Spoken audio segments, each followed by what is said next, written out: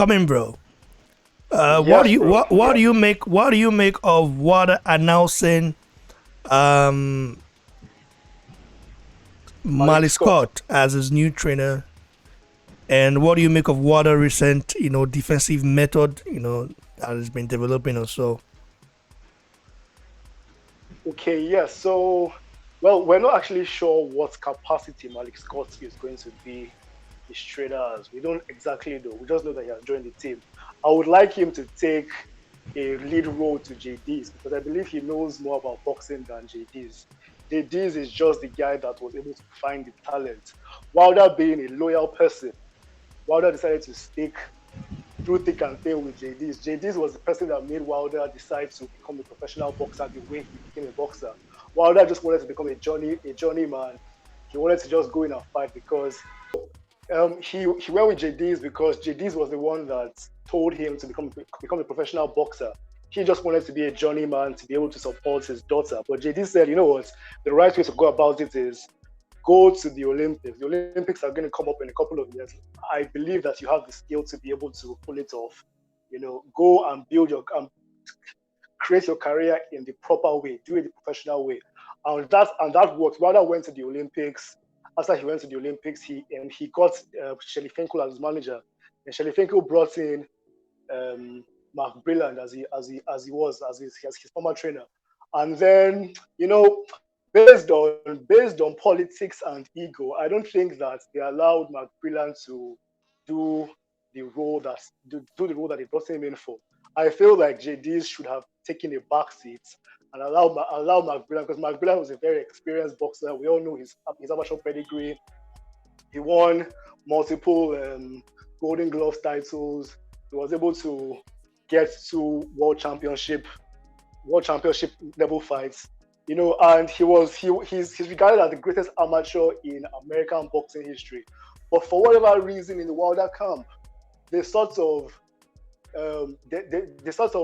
relegated him to the background.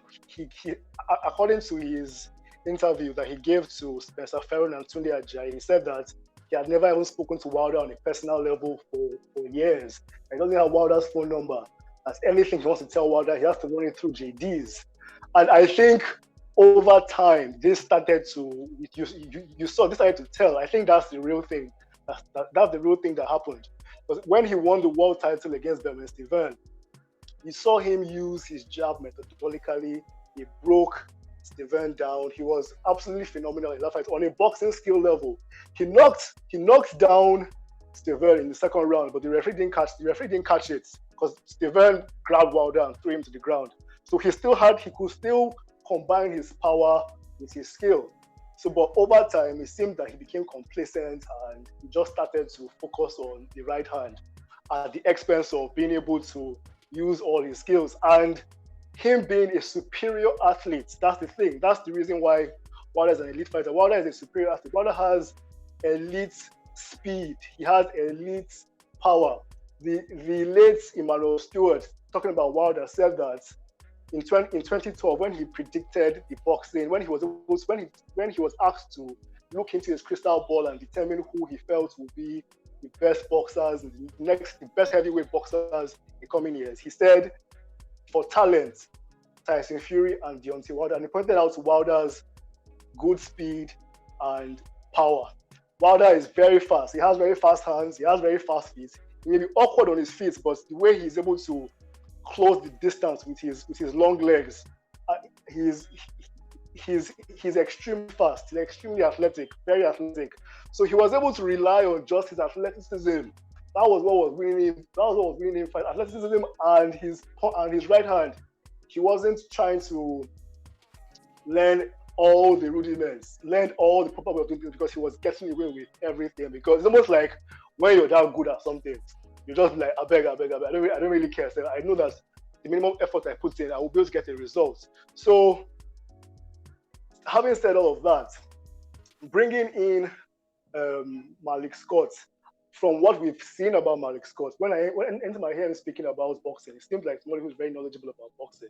It seems like somebody who has a real passion for boxing, and he seems like he's a good teacher. So I believe he needs to be the one to lead JDs. Let JDs be just the manager.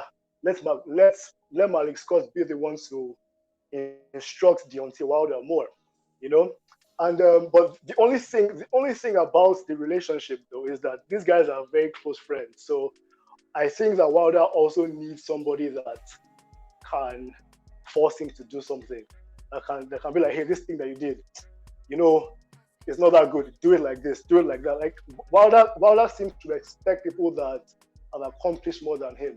I was listening to Larry Holmes speaking in the past. Larry Holmes said he offered Wilder, Joshua, all these guys, particularly Wilder. He said he offered Wilder the opportunity to go to his training camp in Pennsylvania, his house in Pennsylvania. He said he said just come 1 month, come and learn from me. I would like two of them to do that. I would like Malik Scott. I would like Deontay Wilder because I've noticed that Malik Scott has been watching fights of Larry Holmes. Why not go to Pennsylvania and learn something from him as well? And that's just a suggestion. Even if they don't want to do it all well and good, but that's just a suggestion. And somebody else I feel will also do a good job with Wilder is George Foreman. George Foreman has also expressed his willingness to train Wilder. So all in all, I think Wilder is making positive moves. I think if he is to work on some of these things, particularly his defense as he's doing now, I think it will enable him make the best use of his natural God-given talents, which Emmanuel Stewart said he is one of the best. So let's see what comes up from this new development. Thanks, brother. I do appreciate it. We have our brother in the house, Olajide. Olajide, how you doing? Fine, thank you. And how are you? Good, bro. It's been ages, bro. Olajide. Alpha, how everything now? Not I bad. know work is like crazy right there because you're a nurse. So the coronavirus kind of made you guys, destroy a lot of things. I can't lie to you. So how have you been coping with it? I know, man, not bad in that one, but what can we do? We gotta do what we gotta do, right? Yeah, that's true. That's true. Yeah, That's true. man. That's it. So, what do you make of these announcements from Deontay Wilder? Appointing Malik Scott as his new trainer, and of course, looking at his current unveiled defensive method. Are you impressed with the defensive method? You can tell that this guy has been working on so many things. Head movement is there now. He's learning so fast and still so much explosive in a way. To be honest, yeah.